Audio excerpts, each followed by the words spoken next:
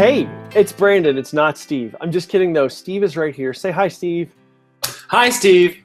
So I am joining Steve tonight because we're going to talk about the last few weeks since Steve has been dealing with some stuff. If you've been following along with the Steve Runs a Marathon series, that's awesome. Thank you so much for following along and giving him that encouragement. If you haven't been, you should be. So click this button right here and subscribe to the Gearist YouTube channel. That would really mean a lot to us and would really mean a lot to Steve because, you know, he enjoys, believe it or not, talking about himself and answering questions like that. Don't you, Steve?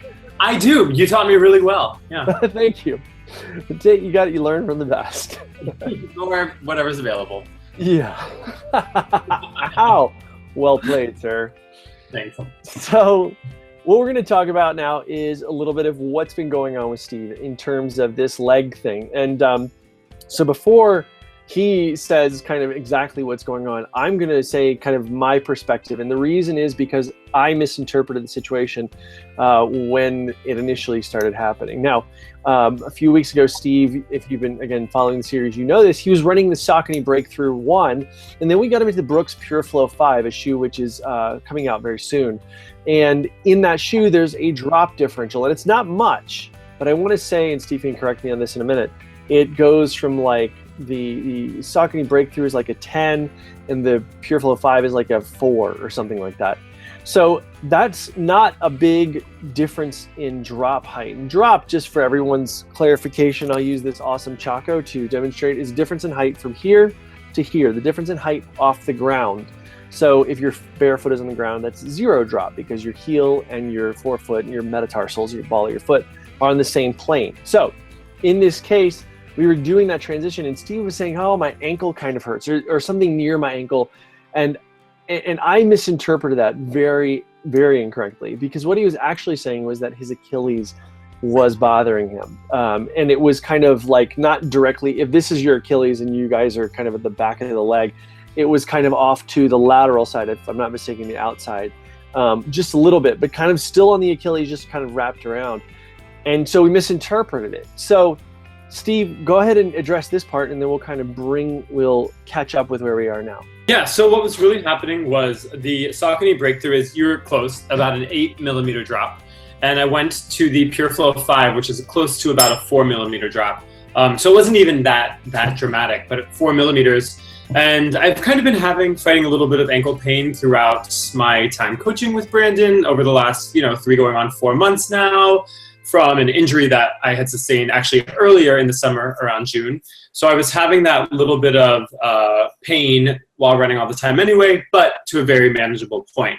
I mean, I was running anywhere from 20 to 28 miles about a week and doing just fine. It would start to cause a little bit of discomfort, not even pain. It would subside on my day off. And then the next time I went running, it would be kind of the same thing, but manageable. So I would switch to the Pure Flow 5 with a slightly lower drop, which I think is notable that it's definitely the lowest drop of any shoe I've ever run in. And not something that I could tell just from running in it the first time, but after running a couple of times in it and getting that pain, getting that discomfort to the point where it was really legitimately pain and so aggravating that I had to stop running, I started kind of testing the shoes, going back and forth. Because up until that point, Brandon and I thought it was really my stride, which I'm sure is adding to it for sure, but not just my stride. It's definitely a little bit of that drop difference that's probably just enough to kind of kick it to the point where it's going to aggravate over a longer run and I have to stop running. Mm-hmm. So it was really that Achilles tendon, primarily in the left ankle, but it would switch back and forth to the right ankle too. I mean, it was definitely a bilateral problem. So what eventually ended up happening was Steve took a little bit of time off, and you guys heard him talk about that. It just happened to coincide with eating a bunch of cookies. I'm just kidding. I'll cut that. Not a bunch of cookies. I mean, maybe the occasional holiday drink, but. So what I would have done and what I would have advised Steve to do if I had thought that the drop transition would have been kind of resulting in this, what we're dealing with right now, is it would have advised him to transition a little more slowly and probably take over the course of 8 to 10 weeks, to be very honest, doing something where he would start out at 1 mile or not even a mile, but probably like 5 to 10 minutes. And the reason I say 5 to 10 minutes, time-based thing instead of a mileage-based thing, is because what takes me the time it takes me to run a mile might not be the same that it is for somebody else to run a mile. So, but 10 minutes for Steve is the same as 10 minutes for anybody else on the planet. So it's easier to do a transition based on a time-based thing rather than distance-based thing. That way you don't really hurt yourself. And it's much easier to calculate it in the abstract. So if I say to Steve, go run 10 minutes for these 2 runs in a row, the next 2 runs, bump it up by 10%. So 11 minutes maybe, you know, so that's kind of how I would have taken it. But again, I wasn't really paying attention to that. So now what we're doing is Steve is getting on a treadmill. He's starting out in the shoes he's comfortable in, the Saucony Breakthrough number 1. And then he's got his Pure Flow 5s with him. And then he'll kind of start out at a really kind of actually a higher pace than what we would generally want to look for. But then he'll start to dial it back. And so for the last X number of minutes, wherever he is in the transition plan, he'll go into that Pure Flow 5 and begin to really just pay attention to the gait, make sure that he's changing things, or excuse me, not changing things from the comfortable place he was in the Saucony Breakthrough into the Brooks Pure Flow 5. Am I correct about this, Steve? You are correct about that, Brandon. Awesome. Yeah. So that is all what's going on. Steve's doing just kind of a little transitioning after the fact. And by the way, I should say real quick, we're going to talk about a cool piece of gear here in 1 second that Steve got from Polar. So don't go anywhere, because that's a really awesome thing that I'm kind of excited for him to use, because up to now he's been using a Polar heart rate strap, a Bluetooth heart rate strap that's been communicating with his cell phone. But now he's got an actual honest to goodness watch that he's been using. Granted, it's been on a treadmill so far, so it hasn't really been exactly what we want so far. But again, this is because he's being safe doing this inside. And while I'm not a huge fan of a treadmill, being in that kind of closed environment, that very controlled environment on a treadmill, is good for things like this. When you're really, like a track is also a good environment for that. When you're really beginning to just kind of come back from something or build up or something like that, it's a good place to be. So this watch, have you worn it outside yet? Yeah, I've worn it a few times actually, just to class right when I got it, just because I really wanted to give it a whirl in the real life. It's the Polar V800. And then I've also worn it to the gym a few times now. I've worn it a couple times for running, and actually a couple times for weightlifting.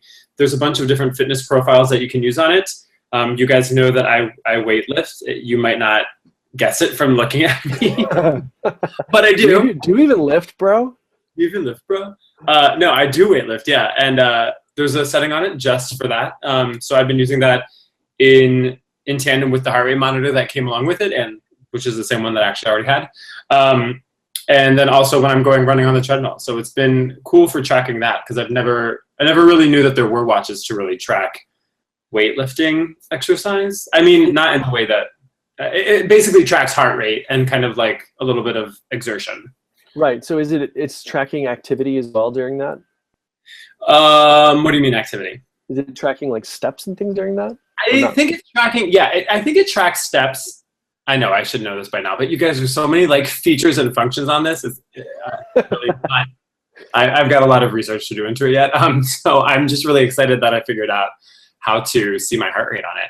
Well, wait till you run outside and then you start using it and going. It's kind of like Strava, the Strava app that you were using. Yeah, I know. Going back and seeing exactly where you are within the Polar interface is pretty cool. And I'm super excited for that, because imagine running with this on your arm instead of running with this on your arm. I have an iPhone 6 Plus, which is really great for a lot of things, but it's just about the diameter of my arm. And so it's not necessarily the most comfortable thing. If it starts raining, it's really difficult to find a spot on your body that's waterproof for this. You could run with your new iPad Pro, just kind of strap it to your chest. Yeah, I'll just go running, just like put it on a harness, necklace, and just kind of drape it around, right? It's like a really updated Flava Flav, only a lot whiter.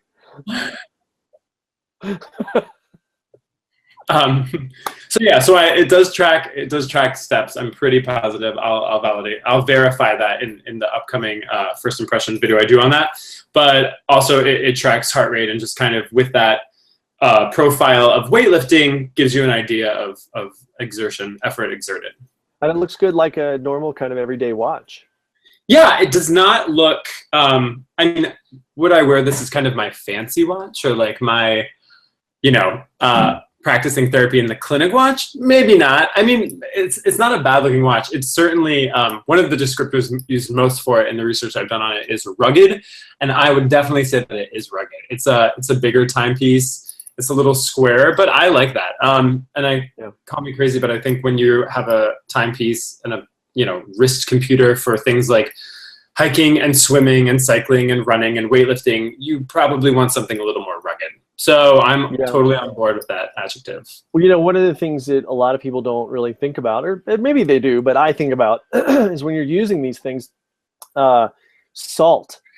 You effectively have to look at your body as producing salt water, because that's what it's doing when you're sweating. And like people that are divers and things like this spend a lot of time in the ocean. That's one of the things that they'll tell you is that if you have a watch that can't stand up to salt water, it will just be broken down very quickly. And while I would not necessarily use that in salt water all the time, like as a dive watch or anything, really being able to withstand the salt that your body's putting out in terms of sweat is very important. And so I would actually recommend to people that are out there, particularly about after a pretty intense, whether it's a run or a ride or whatever, to make sure that you kind of rinse that off a little bit. Just run it under some water and get that salt out of there, because that sodium will just eat away at the kind of, not necessarily the mechanism inside the watch, that should be pretty well sealed out, but the straps and the bolts and things like that. Yeah, interesting you should talk about that, because I was glimpsing through the instruction manual when I got this. I'm a big nerd. I love instruction manuals. And it talked about the heart rate monitor too, and about how you should always rinse the strap off after you use it. And I thought to myself, I don't do that. And so I went and checked out the strap of the one I had been using, and let's just say it had a very specific odor.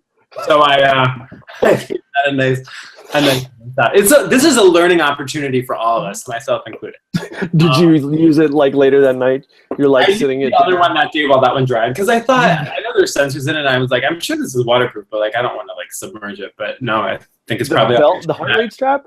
Yeah, this thing pops off, doesn't it? No, I know, yeah, but I just meant the strap. There's something in the strap, because there's that rubber part on the back. That's like the actual. Yeah, but it's just electrodes. I mean, but you could also have taken it and like you need some salt in your pasta and just kind of.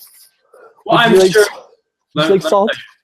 It needed to be washed off, because I've been using it for like 3 months. So yeah, rinse your stuff off after you use it. Big fan of that now. So obviously, guys, one of the big things that is coming up for Steve and myself is the Chicago Marathon. Now, the Chicago Marathon, unless you're a time qualifier, you are a legacy finisher, which means you have X number of finishers, you have X number of finishes, so you kind of get to keep on going.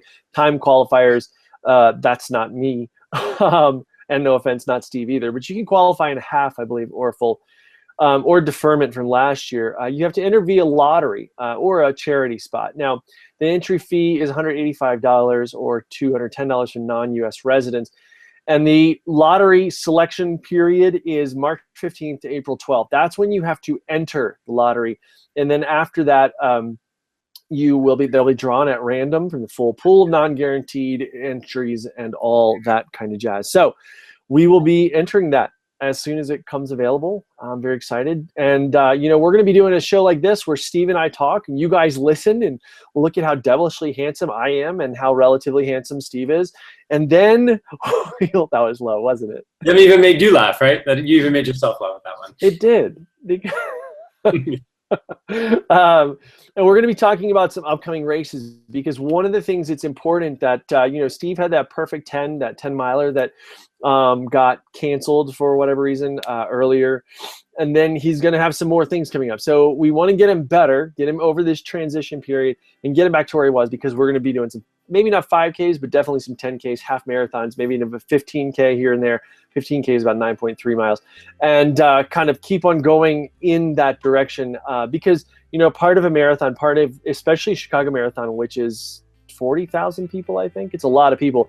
Being in a field, that big part of it is maintaining kind of control over what you're doing in a race setting, because people tend to go out fast and you get all excited and you're amped up for the first 5 miles, and then you kind of kick the bucket, not nowhere near the actual wall. So we're going to be talking about that. So it's exciting. And here, I'm going to ask again, give Steve some love. Subscribe to this, to our YouTube channel, which is youtube.com/Gearist, or you could, again, just click this button right over here, and in a second there's going to be another button somewhere on here you can click. And yeah, show Steve some love. Leave some comments. Tell us what's up. What watch do you guys use? Let us know down in the comments section below. Steve, anything to add?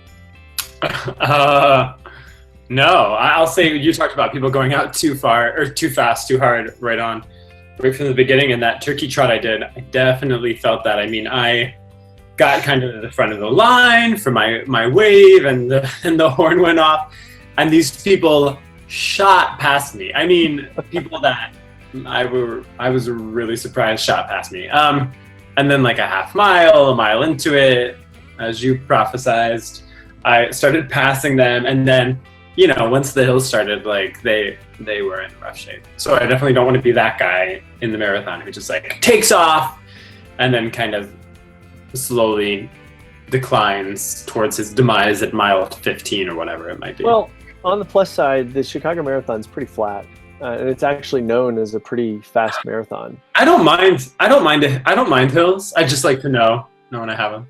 You know? Well, you'll get to run segments, and that's another thing that we're going to try to do, guys, is try to get Steve to run a segment here or there and talk about his kind of impressions of those segments. So definitely stay tuned. Definitely subscribe. Steve, thank you very much for joining me.